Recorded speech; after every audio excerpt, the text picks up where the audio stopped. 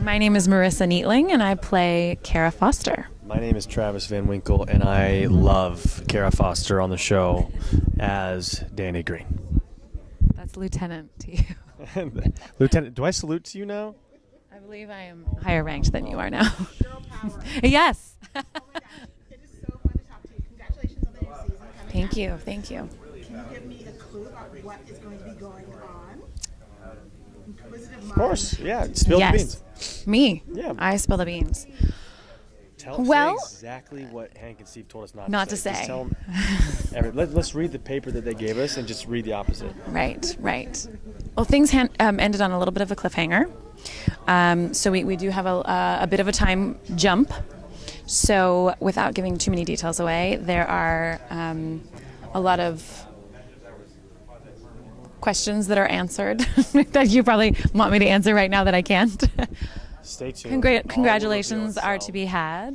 There's a lot of growth that we get to have as a couple. Yep. Which is a lot of fun. There's a lot of growth that she gets to have back home. She gets appointed into a higher position. And she's got more responsibility, and she's just a woman of power, and a new mother, and potentially a new wife. All these amazing things. That is very short-lived, I would say, because this guy's calls. ripped away from me. Yeah. So we spend some time apart this season, and it just taps into what really our military personnel they really experience. So we're just telling a truthful story this season. Yeah. So fans of the show were like shocked about this. It seemed like the cure was happening and everybody was going to be safe. And then all of a sudden, leaders became jerks and were reporting it. So what do you guys think about last season? Was it what you thought it would be? Because I thought it would be everyone would be safe, everyone would do the right thing, but humanity is not good. Well, I think that's what it taps into. It taps into this idea of what does power do to us. Like, we all are we good people inherently, and then we get tested with, given power, what do we do with it? And it really taps into that age-old question of, are we genuinely good underneath all this, or do we have a little mischief that's always one to come to the surface? And I think this season is, again, we all get tested. And last season 2, you always want it to end where there are people singing Kumbaya and the world is saved, but then we would have no show. Yeah. So yes, I am always very inspired by how our showrunners, they continue to come up with new storylines and evolve the story in a way that I would never have thought in my mind. Like they're masterminds, behind the camera, and they've taken us on a ride. And season 3 sort of deals with we were the people that brought the cure to the world, and so what is it to be known as that, and then to be the forerunners of the decision makers of the policies from here on out, and whether or not people agree with them is something that we deal with in season 3. And then there's a lot of dancing. This season, just to shake it up, she sings. I do a little ditty. Little dance off with Jocko's character. The suspense will have to wait. We were specifically told not to ruin those moments. I wasn't supposed to mention the dance off. Whatever. Dance battles are happening. Get ready. Yeah. You guys are in a ship and it gets a little claustrophobic. What's it like filming on the ship? You guys are really electric. When we go to San Diego and film, it's electricity. You're walking into a fully functioning world and its own ecosystem. So you walk on these ships, and people are doing their jobs, and you have to show your badge to get on the ship, and people are still carrying out their responsibilities that they would normally. We're just also filming with them, so they're. It's hard to tell the difference between who is who.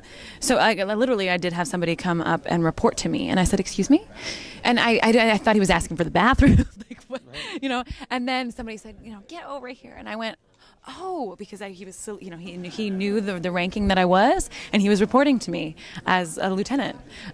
So it's. You're right in the thick of it with the people that are doing it every day. So it's fun. I feel like when you're on the ship, we get a taste of what it might be like for, even if it's just for a day or 2 or 3, we get a taste of what it would be like to actually be on a real destroyer in the Navy.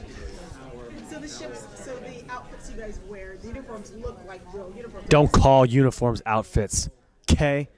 Well, she has on a cute outfit, which I was complimenting. She does. She looks banging today. Thank you. What was your question about uniforms?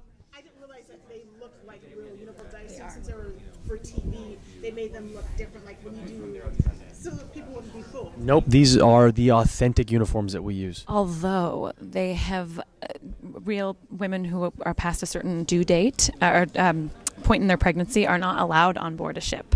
So I have actually, no, I don't exactly know how many days or weeks afterwards, There but are no carriages, baby rooms on board a destroyer. so in that sense, I've gotten to, the wiggle room that I was allowed last year for my baby bump. I don't know if the Navy really has uniforms that do that. But maybe they do. But tactical gear, when it comes to our equipment, when it comes to our uniforms, yes, everything is given to us from the Navy. So it's all legit, and we hope to do our best in representing the Navy. We hope that they're proud when they watch our show. Oh my gosh. To me, I watched the show, and it reminds me so much of Top Gun, which made me want to join the armed forces when I was in high school. So I can't imagine how many people are watching the show and thinking, I want to join. This looks awesome. Everyone's so pretty. Well, I don't know. That's why I want to join. That's why I want to join. I think if I have young girls tell me that. Yeah. That they yeah. whatever people are passionate about, if they follow their heart, if we happen to inspire them in some way to want to serve their country, then that's a beautiful thing. As long as we're inspiring positivity, then that makes me happy. Yeah. And someone did come up to me last season and said they figured out I was on the show, and they said it's so nice to watch a show that deals with human kindness. And I thought, oh wow, like we do have a show where there's a lot of violence, but people are noticing that we're trying to do the right thing. Yep. Yeah. And they just wait till you see her character this year. Her intelligence really shines. There's a lot of moments where you go, damn, Kara's smart. So she gets a chance to shine this season, so check it out.